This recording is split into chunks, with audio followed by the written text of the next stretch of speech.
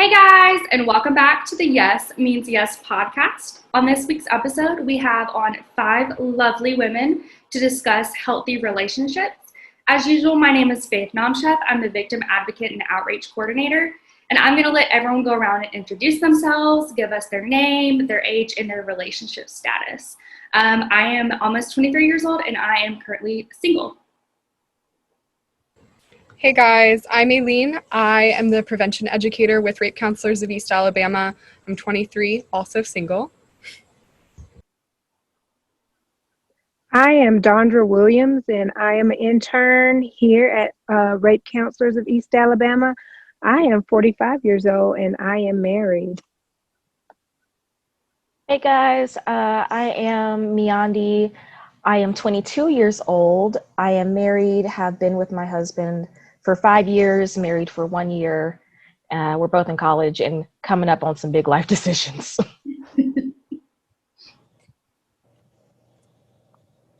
Hey everyone, my name is Emily and I am 29. I'm married and we have 1 daughter, and I'm an MSW student at JSU. My name is Brittany. I am 22 years old and I have been dating my boyfriend for almost 1.5 years now. Perfect. All right. Well, thank you guys again so much for joining us. So we're going to really jump right into the questions. We're really going to use them more as like a guideline for the discussion. So, of course, branch out, say what you need to say, ask questions you want to ask. But to start off with, what does a healthy relationship look like to you? So when doing these questions, I wanted to really make sure that I talked about everything as comprehensively as possible. And then my husband looked over my shoulder and his answer was a wife with a black eye. And although this joke is a joke, it's a little distasteful, but sometimes laughing at the things that are pretty harrowing make them a little bit more approachable. And so one of the biggest foundations of a healthy relationship to me is communication. So talk about food, friends, money, education, fears, and loves. It's not letting the small things grow into big things. It is, bringing up the fact that you don't like that hair falls in your face when you sleep, and not, waiting 6 months and then you're like, I can't sleep in the same bed as you anymore. It's just about being open and honest. And I think that is the most important factor to a healthy relationship. Alene again. I think that in all of my relationships, romantic or otherwise, what I really want first and foremost is a mutual respect. So having that, I think, opens the door for, for that communication about the easy things, the hard things, the little things, the fun things, whatever it is. I think it also opens up the door for accountability, where you kind of hold not only yourself accountable, but your partner accountable for the things that you want to grow in together, for the things that you want to do for each other, that kind of thing. To me, a healthy relationship is a relationship where you have gives and takes, and also where you can create boundaries and have those respected, as well as respect boundaries of others, whether it's a intimate relationship or like a friendship relationship, a employer relationship, but just where you can express your boundaries of whatever it might be and have those respected and be able to mutually do that as well. I totally agree with you. I do agree that whenever I read that question, that boundaries was the word that came up for me. I also feel like a healthy relationship, it should support you in your dreams and your growth as an individual, whether it be romantic or friendship. And it should provide that unconditional love, support, and respect. And without those things, really you should consider, is this relationship worth continuing? Like I said, whether it be romantic or not.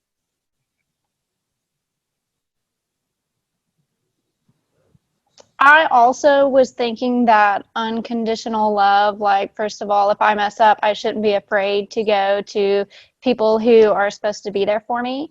Also, I would like to say that I think in a healthy relationship, you should be able to be your own person. I know that I personally have been in a relationship where a guy was like, we have to do everything together, and that's just not okay. Like, sometimes you're going to need some space. Like, not just me, but I know my boyfriend needs space from me sometimes too, and that's okay. Good. Yeah, I agree with all of y'all's answers. I've always like half joked but half been honest. I always say I don't want someone who wants a girlfriend. I want someone who wants to date me. So I feel like that kind of like encompasses the whole like I'm okay by myself. My life is totally fine. But then you're just adding to it. And that's how I've always like tried to review romantic relationships in my life. So going off of this, what qualities are important to you in relationships? So for me, it's mostly honesty and then genuineness and empathy. Particularly for me, I did not have the easiest prior history in any relationships, friendships or otherwise. And so meeting people who, whether they knew it or not, were able to be empathetic and understanding and genuine about their reactions. They didn't lie to me or bottle things up, and they were honest with me, have led to the best relationships that I've had so far with my best friends that I have now and with my husband. I think, with some of my friends in the past, that genuineness and that honesty and that empathy didn't exist, where one of my old friends told me that some of the things I went through were my fault for the way I dressed. And that was a really telling moment for me at that point, that I realized maybe the people who I thought were my friends really weren't, because they were just unwilling to even try to see things from the way I saw them.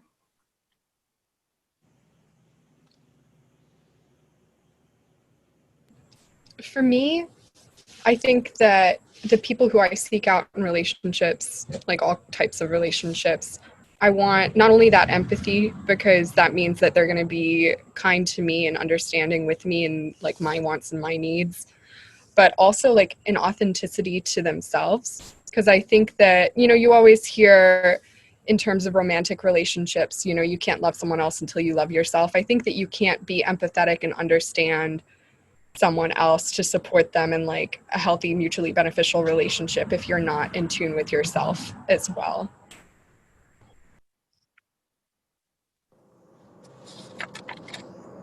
This is Dondra. For me, I would say honesty, loyalty, and just effective communication. So communication is like a big for me. Whether it's bad or good, I just think that if even in friendship, that if you communicate effectively, that you can overcome a lot of obstacles or misunderstandings and things like that, that are relationship ending with just pure communication. And that's not only, effective communication is speaking, but also listening.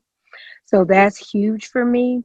And then honesty, but then also loyalty, which goes a long way for me, is loyal to me. And when I say loyal, I don't mean, just telling me what I want to hear or doing what I want to do, but being there when I need you to be there. Whether it's just to listen to me or to, sit with me, or if I'm pouting, you can like pout your lip out or whatever. But at the same time, being loyal enough to tell me that, no, you're wrong, or look at it this way. But just that's what I would say: honesty, loyalty, and communication. I really agree with that. That's pretty much what I wrote down also, Dondra. I had wrote that I've always been really like attracted to people with, like a good sense of humor and personality. But as I got older, as I became to really value respect, trust, communication, and support. And especially in a relationship setting, as I've gotten older, respect and trust and communication are just now wildly sexy. And they used to not be, but they are now. I would say trust for sure. Like, I don't want to be questioned every time I go out. I just think that's an important foundation.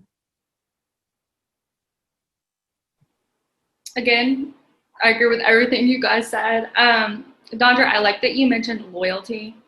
because I think this is an important thing in romantic and friendships, because I know there have been instances, like, and especially I feel like this is a lot more true with girls, where I feel like I have been like not chosen to hang out with sometimes, like from friends, you know, when you have that friend, they want to hang out with you, but only when someone who's not cooler is around, or when someone who doesn't have that pool or that nice car wants to hang out with them, they'll hang out with you. So I definitely think loyalty has always been a big thing in my life.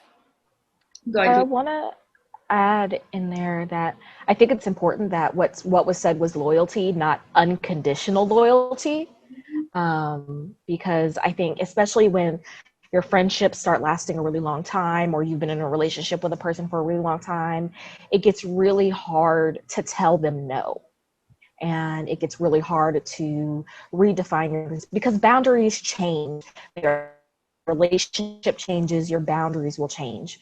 And so it is absolutely necessary to be confident when you decide to say no to somebody, because it doesn't mean you're not loyal. It just means that you know that whatever is going on is not good for you.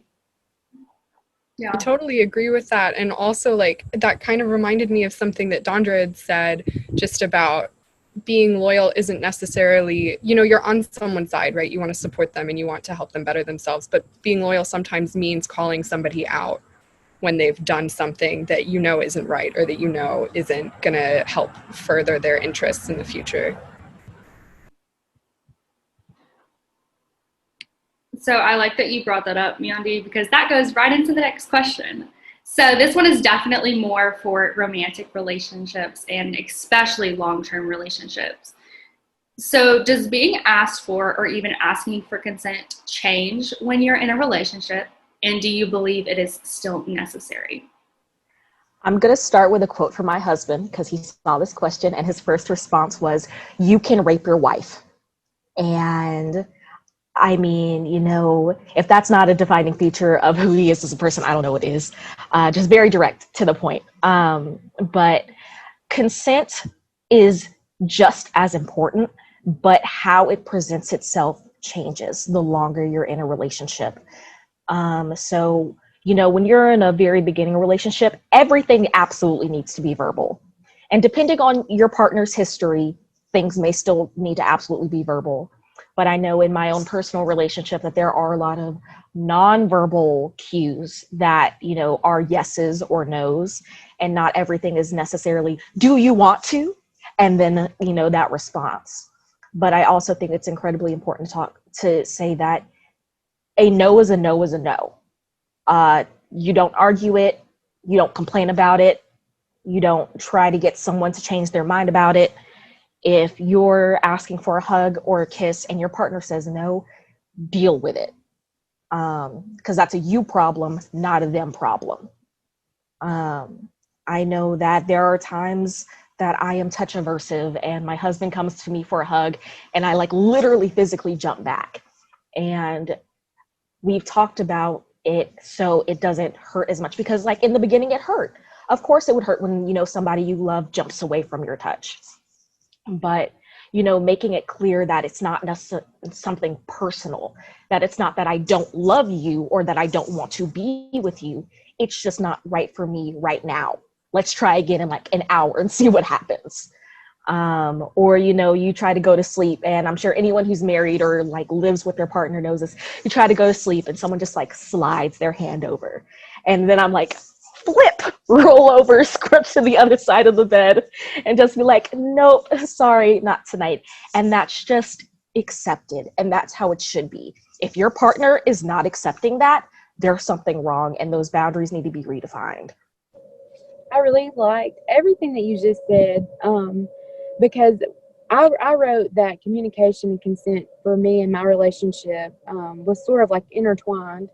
And so you sort of mirrored that in what you said. And I mean, it really is just as important, but you're right. There are like verbal cues that you have to you learn over time. You learn about your partner. So I'm glad that you mentioned all that. You really pretty much said everything that I was going to say about consent and the importance of it.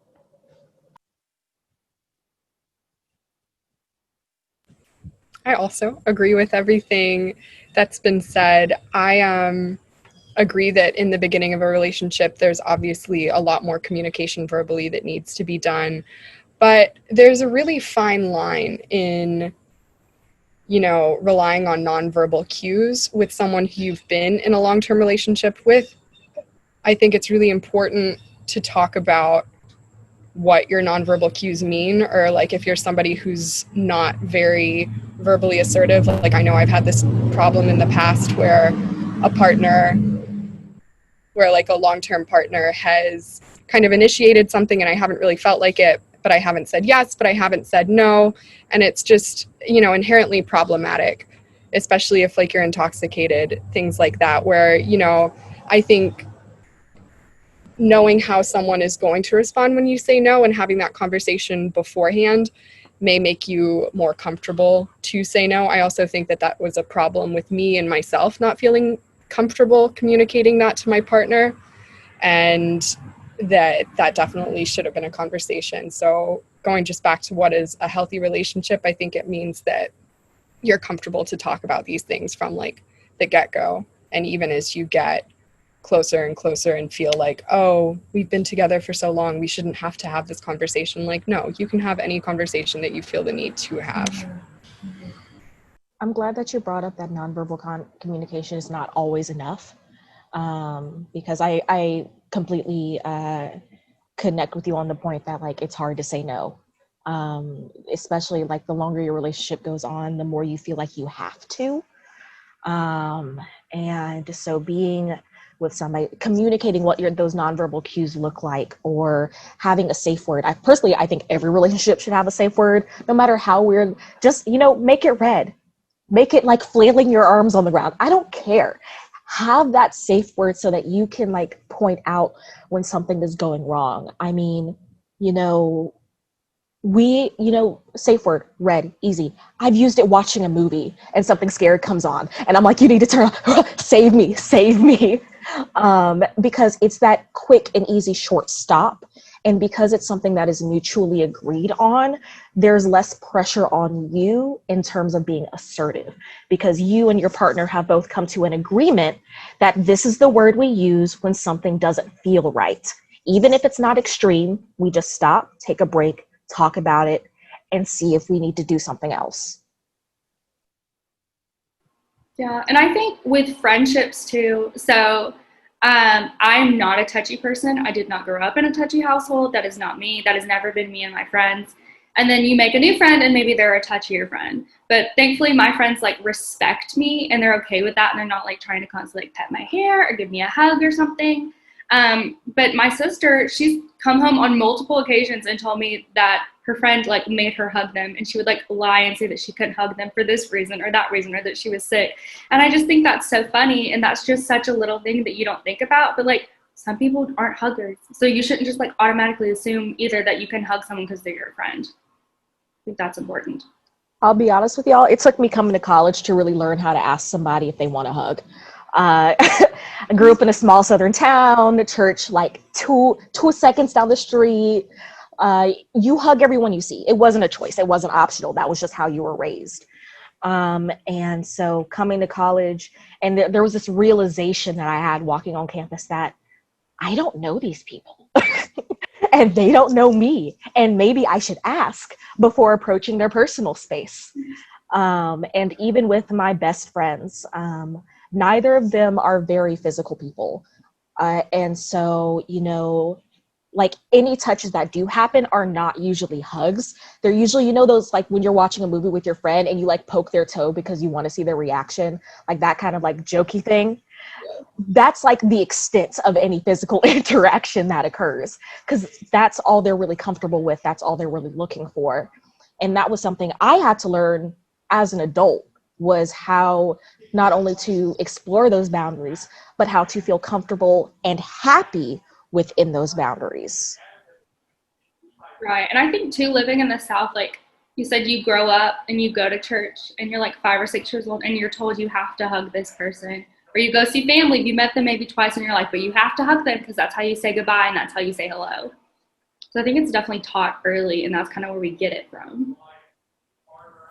And like in that same realm, I think that teaching your kids from an early age, like when that starts happening, that it's okay to say no, and it's okay to give somebody like a high five or like a fist bump or just something else that they're more comfortable with. I think that plays into how comfortable we are when we get to college and we realize that not everybody wants to be hugged, or when you get in a long-term relationship and you don't know how to respond when somebody touches you and you aren't necessarily into it. I think that it all starts from like the ground up, and the earlier you start teaching kids about consent, the better. Cute story time. So I have a niece and nephew, and my niece is very much a hugger, very much a kisser. She'll love on you all you want. I get down on my knees and I'm like, can I have a hug? And she's like in my arms. My nephew, on the other hand, is not. He will stare at you and go, mm-hmm, and then walk away. And so one day we were sitting on the couch and I had asked my nephew for a kiss. He'll sit on you without you asking, but you can't ask him for anything. He'll just come into your space on his own. And so he was sitting like halfway on me and I was like, oh, can I have a kiss, D'Artagnan? And he was like, no. And I said, okay. And of course, I pouted a little bit. It's always sad when your little nephew is like, I don't want to kiss. And he looks at me and he goes and just pats my cheek 2 times very slowly. And I looked at him and it was like this click in my head of how perceptive he was, and 2, how he adjusted his response to make both of us happy. And I told him thank you and, praised him for adjusting his reactions to ensure that, there was mutual understanding of the situation. And he was only 2. Children notice a lot, and it made me really think about how I react to these behaviors to make sure that they know that I'm not sad about them saying no necessarily, and that that's okay and that is always okay. Yeah, I mean, sometimes healthy consent, healthy relationships, the consent is a negotiation. Like, come up to someone, can I hug you? I don't feel comfortable with hugs. What about handshakes? Yeah, a handshake's good. So just like, it's very interesting that you said he was like that young and he understood that. That's really cool. So moving on to our next question, and you can answer this if you would like to. You can go into as much or as little detail as you want. Was there ever a time that you were in a relationship that was unhealthy, and what did you learn from that relationship?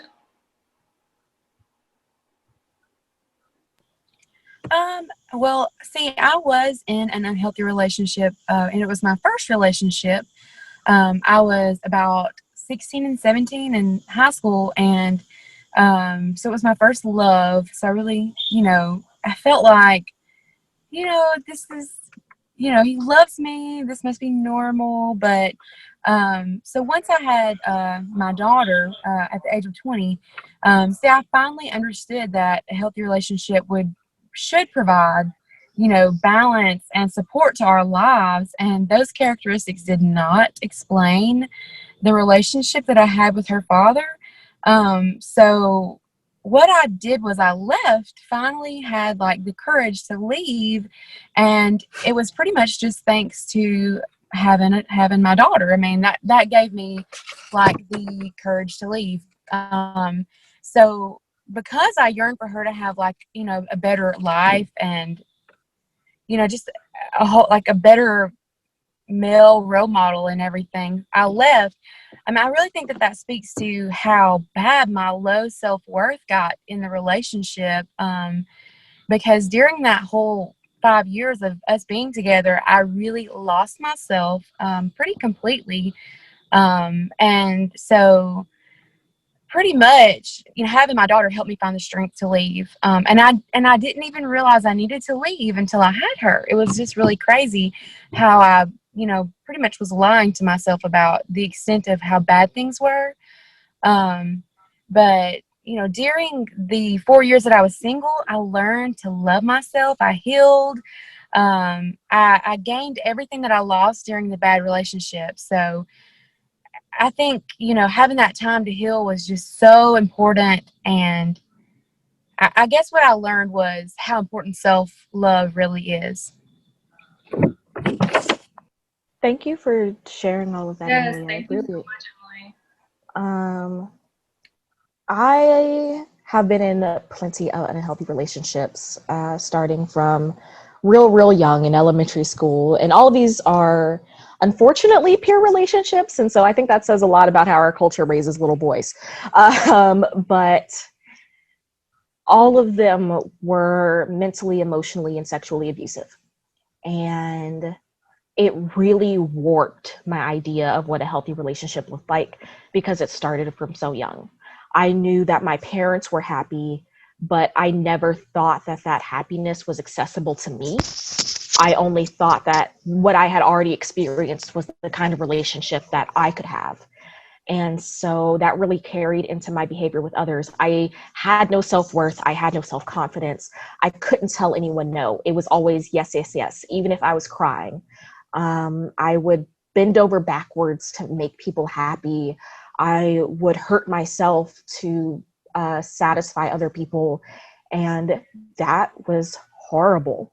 And it took a long time, and it's still taking a long time because this is something I went through for 10 years nearly. So I'm still like recovering from that, but it wasn't until that I met my now husband in high school and he was like, that behavior's not normal. That I really realized that, oh, maybe it's not so normal.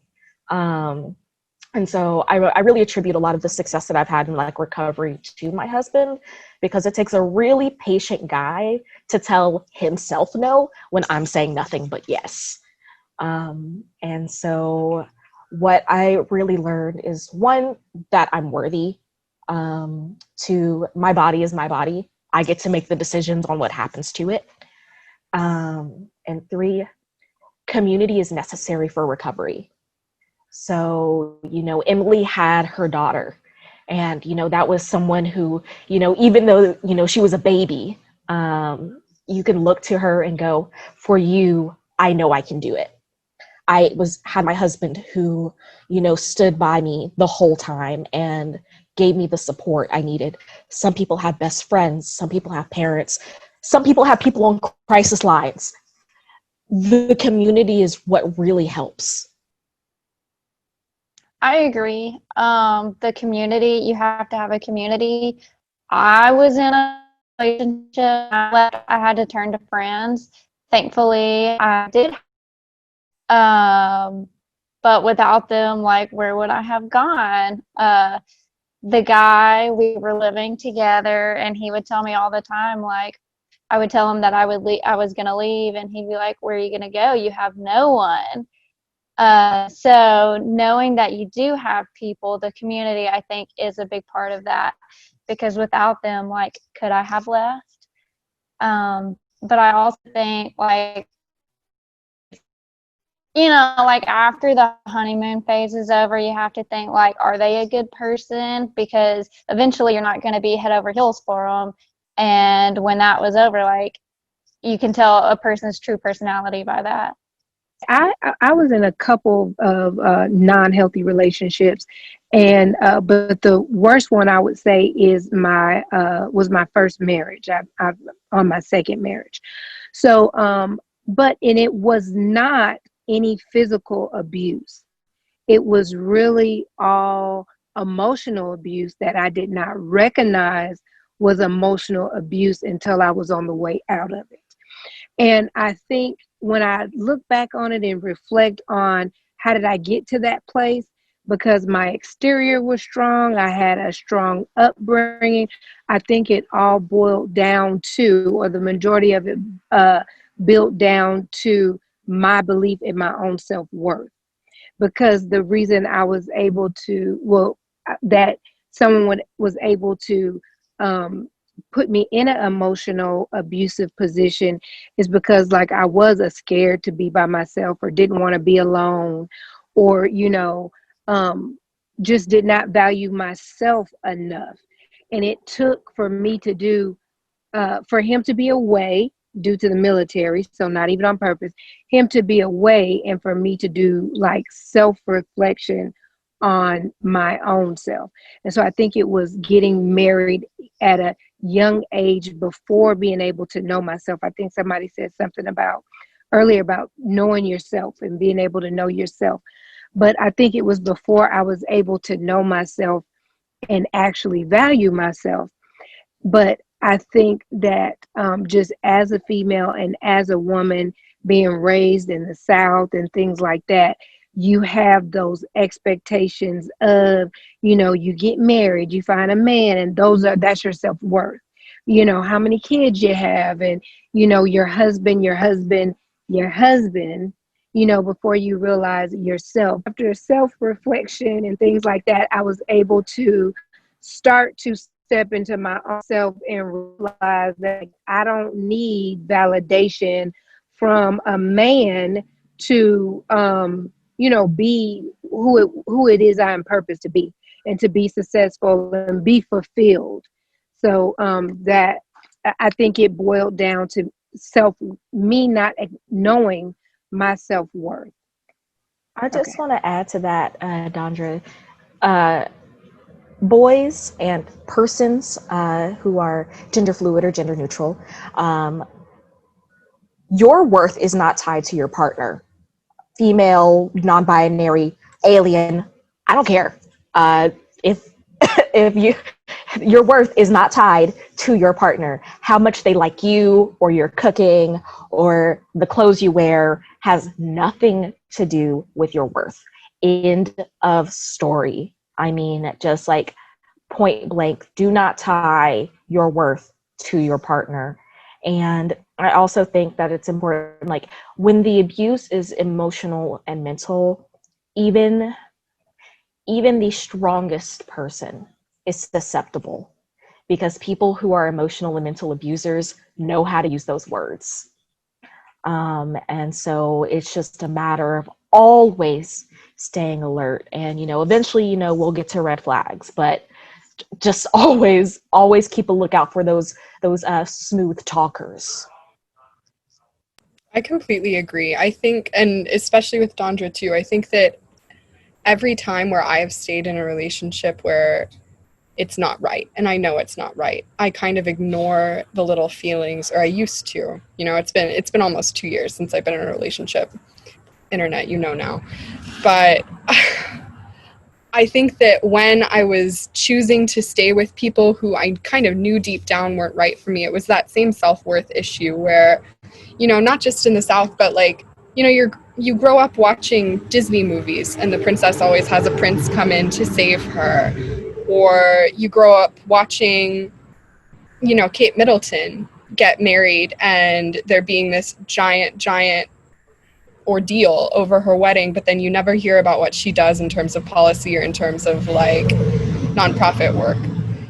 It's a shame how society as a whole kind of has chosen to value women, because it really can warp with your self-worth and have you tie it to how people see you in a relationship, and not being alone as a point of pride, rather than like choosing to focus on, academic achievements or athletic achievements, or just, things that you love to do. So I think that me finding ways to stay out of unhealthy relationships now has been choosing to focus on myself. So I'm going to go off of that kind of from a different standpoint. I started dating someone when I was in high school, when I was like 16, 17, and we ended up dating for a little bit over 4 years. And while I would not have considered that an unhealthy relationship, throughout that time, I developed unhealthy behaviors. I had extreme jealousy issues. There were times when I would ask my partner to see their cell phone, to read their texts, to look at who they were following or not following. And these were things I knew in the moment, I shouldn't have been doing them, and I knew they were like not very nice. But then it took me a couple years to realize, looking back, those were like manipulative, abusive behaviors, sadly. So, and I think, y'all, I'm on TikTok. I'm sure some of you guys are. You go on there, and these are just things to laugh about. Like, it's just like a thing, like girls checking their partner's phones, or even guys checking their partner's phones. But I think it's important to bring it out, because jealousy is human, but we need to learn to check that. And that's something that I still struggle with to this day. So going back to that finding yourself and focusing on yourself. I'm focusing on myself so that I make sure I never become that person in a relationship again. So I think that's important to address as well. If you know someone, you have those tendencies, get that help. Seek out helping professionals whose job is to help you with those issues. So going on from there, what red flags do you guys look for in relationships? I want to address boys first, then girls. So men, boys, old people, whatever. If you identify as a male and you prefer feminine peoples, it is important to remember that more often than not, people who identify as more on the feminine side are not always physically abusive. They certainly can be, but they are not always physically abusive, and it's more often not going to be mental and emotional abuse. And unfortunately, the world is not very nice to young men who want to seek help for mental and emotional abuse. It doesn't make you weak. It does not make you worse. It does not make you not good enough. If the person you are with is threatening to kill themselves, is, checking your phone all the time, is, trying to bait you. So like say you have a fight and they immediately come out in fancy lingerie and tell you that everything's going to be okay and try to placate you like that. That is abusive behavior. Those are red flags. Leave the relationship. If they try to tell you that, they wouldn't survive without you, or you wouldn't find anyone better than them, leave the relationship. It is not a good one. And you don't have to give somebody a reason for breaking up with them. They can ask why, and you can just say, I just needed to, and walk away. Delete their number, block them. I don't care. And girls, abuse is not always getting punched in the face. It is not always getting punched in the face. It can be being coerced into having sex. It can be getting a suggestion to cut your hair because they think you would look better with it, but it's not a genuine place of looking better. It is trying to make you into something you're not. It is telling you that you can't go visit your family this Christmas because, sorry, I really want you to stay home, but you haven't seen your family for over a year.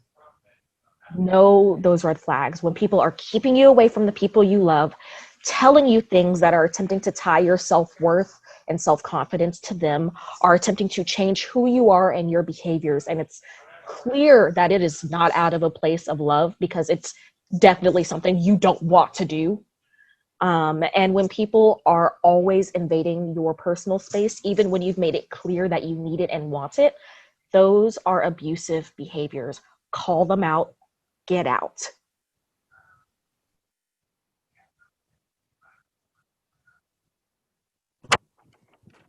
That was very well said, Myandi. I really liked everything you said.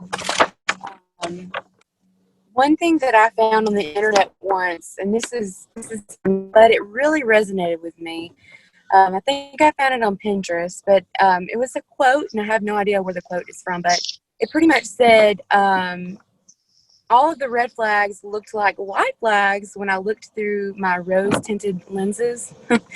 And that just really resonated with me, because you have to be very honest with yourself about the red flags that you see. That's another part of it, is valuing yourself enough to not only acknowledge the red flags that they exist, but to do something about it, because you deserve to have those boundaries, and you deserve to be able to uphold those boundaries. So I think that was the part of it for me that was the issue, is that I was really lying to myself about the red flags. And in my case, the red flags started off exactly how you mentioned it.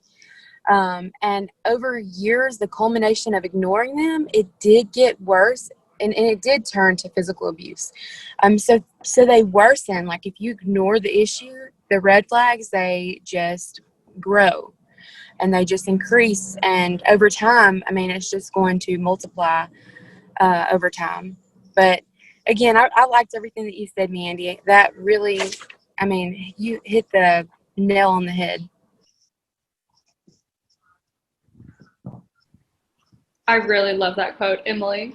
I'm glad that you brought that up because, yeah, that's one of my favorites. I will say that for me, I think a red flag. Well, first of all, I like to joke that my job, if someone gets freaked out when I tell them that I work at a rape crisis center, that is an automatic red flag for me. I already had that. I'm like, there's no reason this should bother you or make you like weirded out, like, especially in like dating. So I always do that little test when talking to new people. But I think for me, in especially platonic relationships, when someone has to put you down to make them feel better about themselves, that is something that I experienced a lot in high school. That is one of the red flags to me. I do not appreciate when people do that. I don't know who does, but that's definitely one that I try to look out for now in relationships. It does not make you a bad person or me to leave a relationship, by the way, because when you leave a relationship, unfortunately, there will almost always be those people who tell you how horrible of a person you are for breaking somebody's heart. And they don't know the whole story. They don't know the truth. And sometimes they'll learn it and still think it. You're not a bad person. You're not worth less. You did what was right for you. And loving yourself, I hate the phrase, if you love yourself enough, you'll leave, because that's not always the case. You can love yourself plenty and still be afraid and still be hesitant and still be worried about the person because you've been with this person for a week, years. It doesn't matter. You have feelings for them no matter what.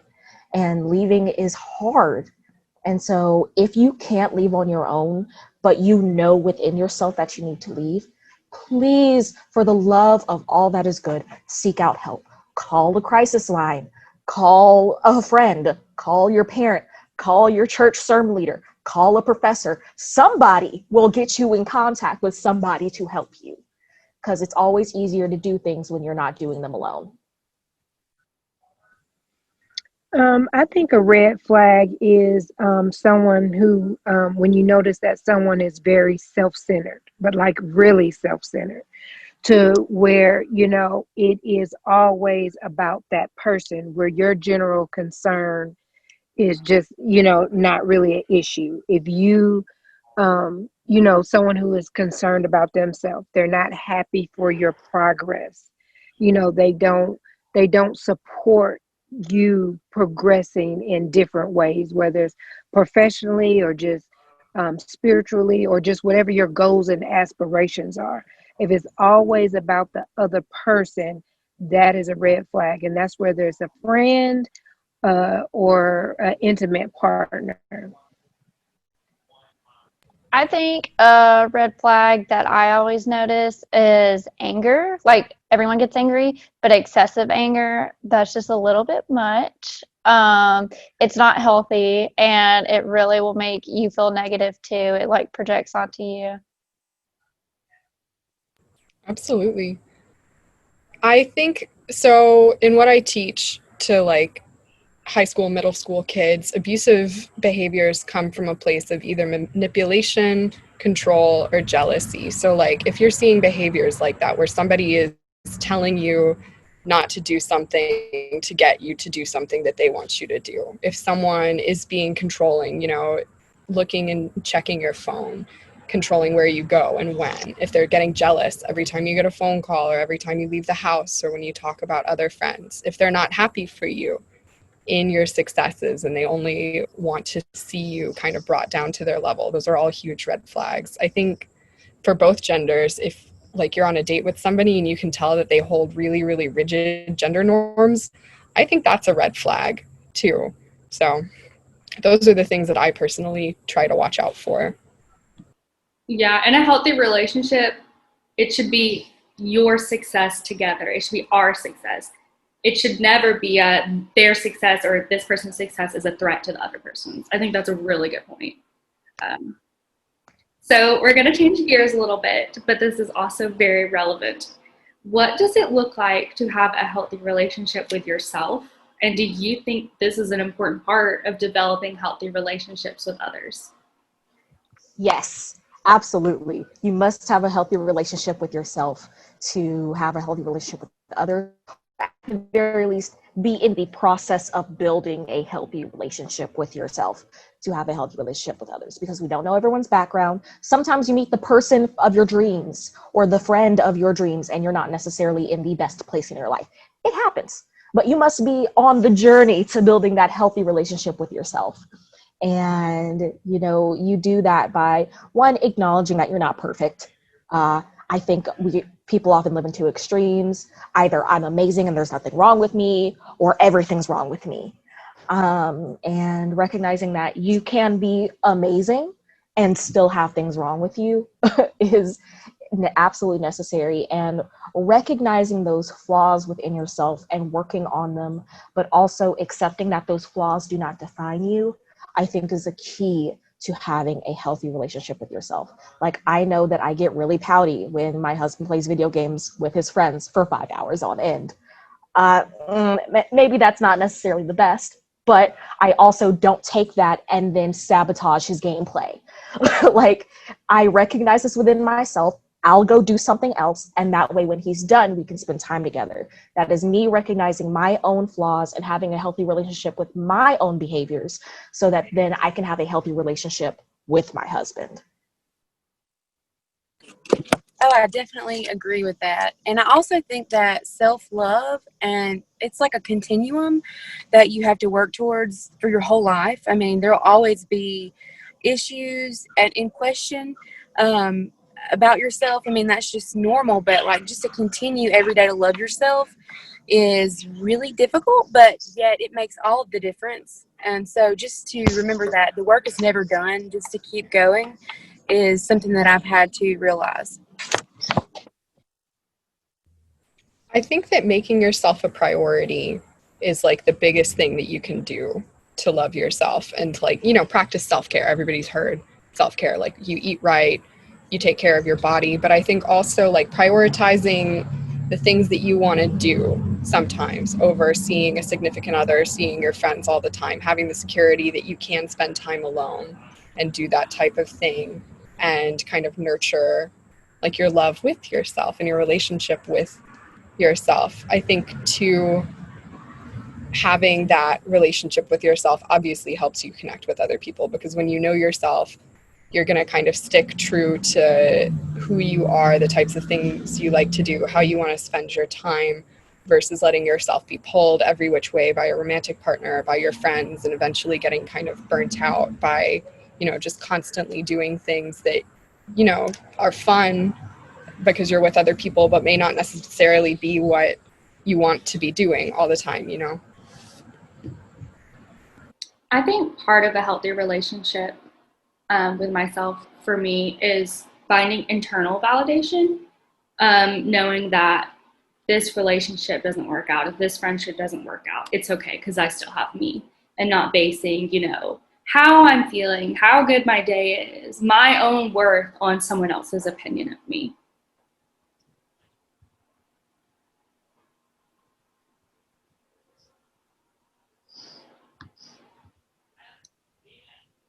Any other thoughts or comments before we move on to our last question?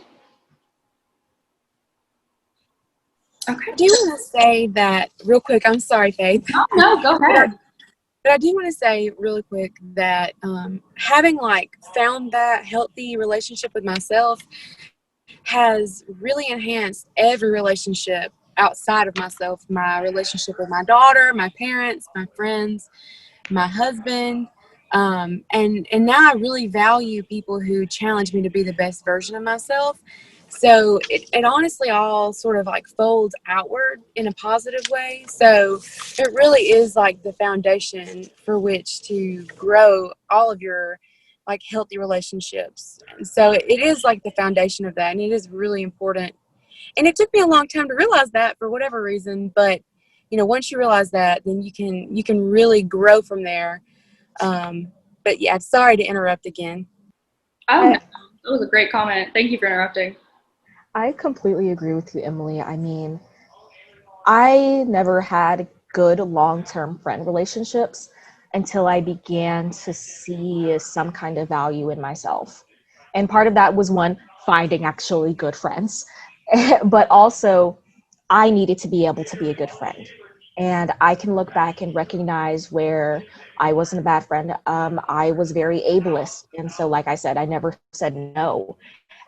Idea of what the relationship was created because of my bad behaviors.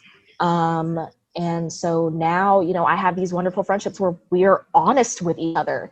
And if something's not going right, or when something, and there's an issue, we can talk about it. Like just recently, one of my friends, unfortunately, forgot my birthday. And I was a little bit petty and waited until just after midnight to tell them that they forgot it. And we just talked about it. And I was like, look, I forgive you. I love you. I recognize that you didn't mean to, but it still hurt my feelings. And if you're able to do that with your friends and you both come out of it without that bitterness or that anger or that resentment, then you know that you and your friends are in a good place, because you should be able to talk to them like that. And part of that comes from you being honest with yourself and being comfortable enough being honest with yourself to be honest with them. I think you brought up a good point too, that we need to remember everyone's human. So like your friend, like she forgot your birthday. Sometimes we try to turn things in our head to like the most malicious intent, when really it's just like maybe she had like a really crappy day and things got away from her. So I do think that's something important to remember when building healthy relationships with others too. You want to give them the benefit of the doubt. That's part of being in a healthy relationship, is that you trust that they mean what they say and that they are going to do what they do. And then if she said, I'm so sorry, I forgot, I didn't mean to, you believe that, I should actually also correct myself, because I did misgender my friend. They are a they, not a she. And I want to make sure I correct that here. They are a they. Okay, thank you for doing that. I will be sure to leave that part in. But so now we are going to do our final question, which we always like to ask guests who come on our podcast. I would really like to thank all of you lovely women for coming on and sharing your stories. We've appreciated your input. We've appreciated this discussion. I've enjoyed it. I hope y'all have enjoyed it. And it hasn't been a waste of your time. But we want to ask you, what message do you have for survivors? Smile. You survived. That put a smile on your face, go look in the mirror, tell yourself you're beautiful, and you did it. Because that's the only thing you should be thinking about yourself right now. For me, if I could go back in time and talk to my 20-year-old self, I would say, it gets better every day, every week, every month. It just gets better and better. It's hard right now at first, but it's worth it. To leave is scary, and to not let your pride be in the way of utilizing your community, because I was very embarrassed for a long time and didn't talk about it. And it was really freeing when I finally just opened up and was able to talk about it. It was just really freeing for me. Another thing is that I would tell myself to stay single and focus on yourself for a while. And I did do that. And it's okay to date, but just avoid any like serious commitment for a while, until you have found yourself again. And another thing I would tell myself, which is really cliche, but I would tell myself that love, it just finds you when you're least expecting it. Because I felt so pressured by society to be in a relationship, like, oh, well, what's next? And, I wish I had the courage and strength back then to say, oh, I'm loving myself. I'm in a relationship with me, But so I always felt that pressure. So that's something that I would also tell myself. And I mean, that's pretty much it. But, it's really hard to keep that perspective when you're in the thick of it. So I do like what you said, Myandi. Just smile because you survived. That's true. I like that.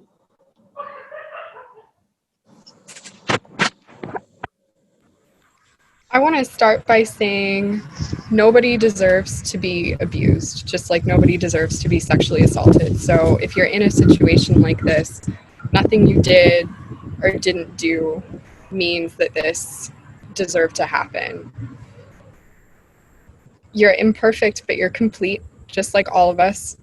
You are worthy of love and respect and of kindness. And if and when you do decide to leave, or if and when you do decide to get help, recovery comes in different ways to different people, right? So don't push yourself because you think there's something you should do or that you should be feeling. Don't put yourself on a timeline or on a comparison. Just be kind to yourself and be gentle.